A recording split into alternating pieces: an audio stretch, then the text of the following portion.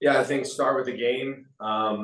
Obviously, probably didn't come out as sharp as we did previously in the Chicago game. I think that was just a product of the team at home looking for something, trying to be on the front foot. We knew that was going to be the case. They put us under pressure. I don't think we did as good of a job as returning the favor as we could have in the first half. But as the game wore on, I think we did a really good job of showing what we've been good at and how we've been able to pose issues for other teams, and mainly from an intensity standpoint as the game wore on. And I think the second half looked very different from the first.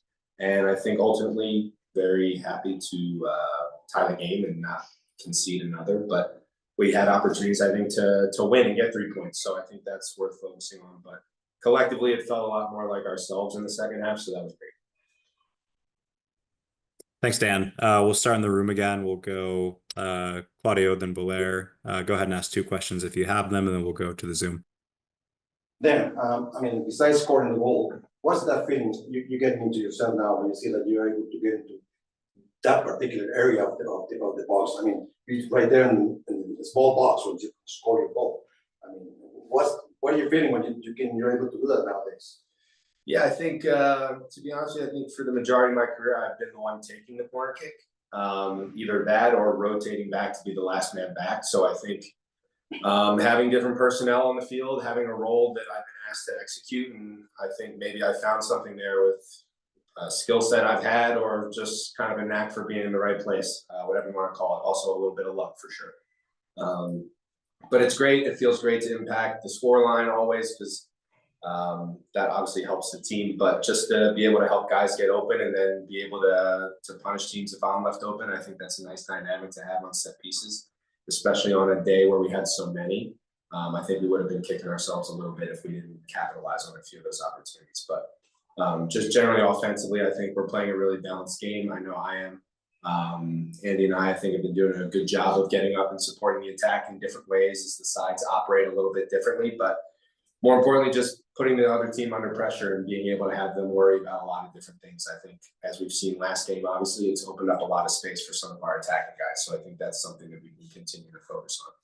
Now, in the same sense, the fact on the BJ era on this team, where you guys are pretty much taking it to teams in the second half like it didn't happen before. The feeling that you guys said that you were able to go do that and almost had the victory there. How's that change in the mentality of the whole team for what we see this year in terms of what used to happen before? For sure. Obviously, I don't want to dwell on the past. We had success relatively in what we were able to do, and that was certainly functional and valuable for a long time. And I think we're all very proud of the success we've created here as a club in the MLS era. But certainly, I think this is ratcheting it up a little bit more, demanding more of guys, and just being able to feel like the aggressor more often than not. I think that's something that we, along with some new additions to the team and guys finding their form, I think everything's aligning in a good way. I certainly don't think this is the peak of what we're able to accomplish, but I think obviously in the form of validation, a 7-goal performance at home is really something that we've never really had before. And I think that's a sign of things to come. But I think that more importantly, the way that we work through games and knowing that we're going to continue to be the aggressor, even away from home in a second half against the team that did a pretty good job against us for the majority of the game, but for all intents and purposes, I thought we dominated the second half. And Chicago played pretty high line and continued to play that high line throughout the game. And you've played so many teams that maybe won the ball or played a higher line with more pressing. But tonight, after Atlanta got their goal, it seemed like they sat back and it was a low block. How hard is it from your position to kind of break that low block open? It certainly presents a different challenge, you're right. I think when teams are aggressive and play high against us, we have guys that can really be dangerous, and I think we saw that a lot in the Chicago game. But I think the game plan always represents something on paper and then something in the game a little bit different. So I think it's up to the players. I think BJ's doing a good job of helping us understand that we are, we have to have autonomy over what we try to accomplish. And if a team is going to sit high on us, we're going to play behind them. If they're going to sit deep, we're going to have to find ways to pick the lock. I think that's what we struggled with a little bit in the first half, especially when they got their goal. But, again, a team like Atlanta that has such dynamism going the opposite way, counterattacks, you have to be wary of that. But you have to take risks to score goals, and I think we're being a little bit more comfortable in that regard. Being able to sustain the attack, make sure that we can put pressure over and over on teams, whether that's corner kicks, shots on goal that we follow up and keep them pinned in their half. I think that just, as a defender, it's the worst thing in the world. It's really hard to maintain that level of intensity defensively over and over again in short succession. So that's something we look to do to other teams, and I think we found some success with it. Now, a few weeks ago, when you scored your first goal of the season, BJ told us that you've been asking to be part of the set pieces, not to be taking them or to be the man in the back. Do you feel like you've solidified your position now in that? I don't want to. No, goals are great. I would think I'd like to focus on that. If there's some sort of statistical backing for that conversation, that always helps. If I go to the negotiations with BJ about staying in the box, but I think we have a really good unit and a group of guys that are understanding their roles and how to help each other. And last week we were able to throw a couple blocks out there and free up Jason, who was able to score relatively a slam dunk. So that was great. And sometimes it's a little bit gritty and off the cuff, and hit one with my right and it goes in like today. So that's great. But yeah, I'm going to keep trying to be as dangerous as I can and hopefully draw some attention to me and let some of the maybe taller guys go and do what they do. And then obviously when Walker gets back, that's a whole nother dimension and monster to deal with for other teams. So it's great to be, a part of that conversation, and I'll continue to try to make sure that I'm involved and providing value in there. Jacob James. Yeah. Dan, I guess, are in the locker room right now, do you think you guys are mostly happy with the way, you were able to respond from the opening goal and to, be able to pick up a point on the goal, be able to pick up a point on the road, or is there maybe more of a sense of disappointment in not being able to get that, winning goal, especially considering the way you guys seem to have the momentum for the last, 60, 70 minutes of the game? Yeah, I think given the nature of the second half and what the performance looked like and felt like on the field, I think we're a little bit disappointed knowing that we had the majority of the play and felt like we were dictating the play. I thought we could have maybe capitalized on a few of the better opportunities in the second half for either team. But, the first half was difficult. We knew that. To go into halftime, a goal down was difficult, but I think the response, more importantly, was good. Coming out away from home in a tough place to play against a team that was really desperate to get a result at home. I thought we showed good resolve and were able to play through the pressure. And then, like I said, just being able to pick that lock maybe a little bit better and create a little bit more higher quality goal scoring opportunities. But I thought we put them under pressure, and I think they looked a different team, as did we in the second half. So that was good to see. And, this is the first of 7 MLS games, maybe potentially as many as 9 games in total. You guys are scheduled to play in the month of May. I guess, how does this result, you think, set you up for kind of the schedule you have ahead, with game after game? I guess, how are you personally as a player looking at it and preparing yourself for it?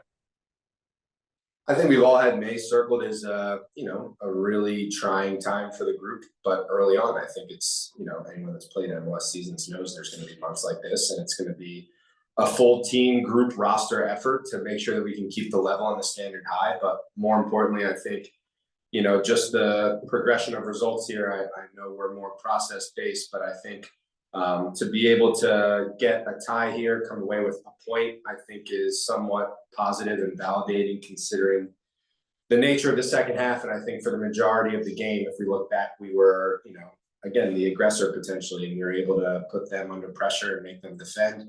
I think that's a good performance indicator on the road, especially. But just as we build momentum going into, kind of a stop-start, and maybe the group is rotated, I think everybody's on the same page. And just another game where we've had guys come off the bench and the level has risen a little bit, which is huge. And not a lot of teams are able to do that, quite frankly. So that's a luxury we have and something that we're going to have to lean on as we go through May. But, I think that we're in relatively good form, and we're just trying to stay consistent with what we're putting in. And that starts with intensity and how we play collectively as a group. And I think for the majority of this game, we did a good job of that.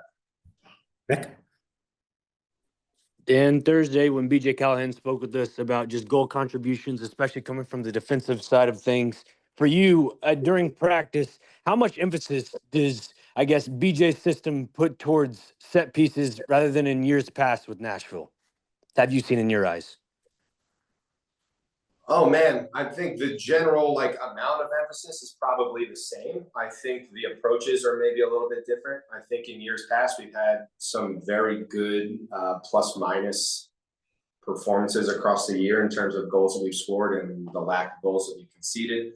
Other times it's been flip-flopped, or it was the inverse where we were conceding a little bit too much and not scoring enough. But I think every team emphasizes them quite a bit. There's different methodologies and ways of going about that. But this one, there's a lot of specificity and detail involved, and making sure the mindset's right.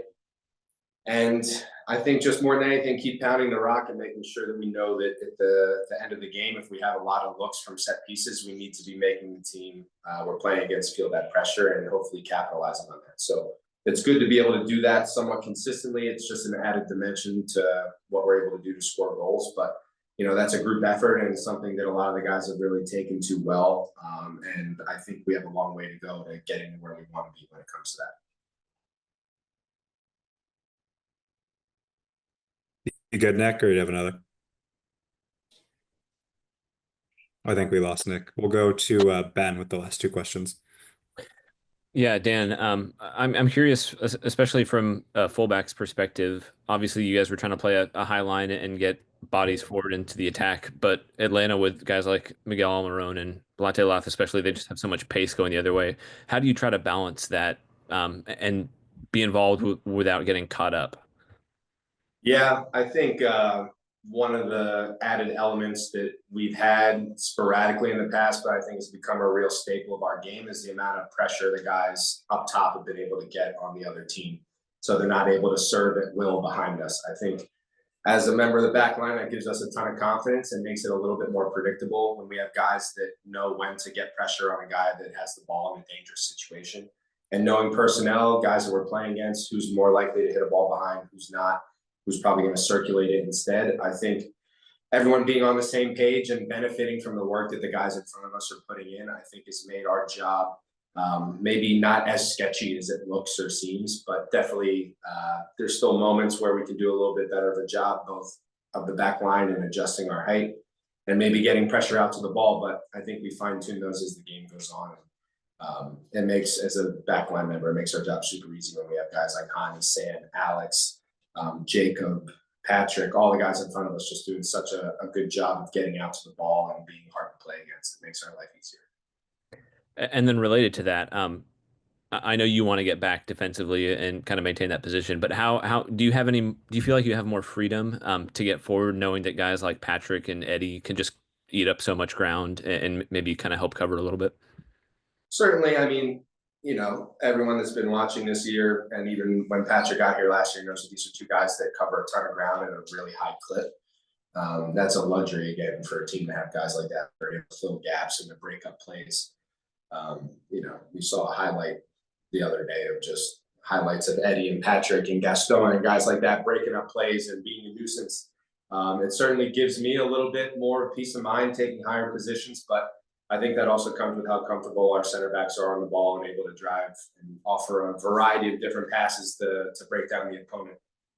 I think that really makes us more balanced and able to certainly get in higher positions to affect the game offensively, but know that in transition, we're able to get guys that are running the ball hard and able to slow the other team down, which is a big help.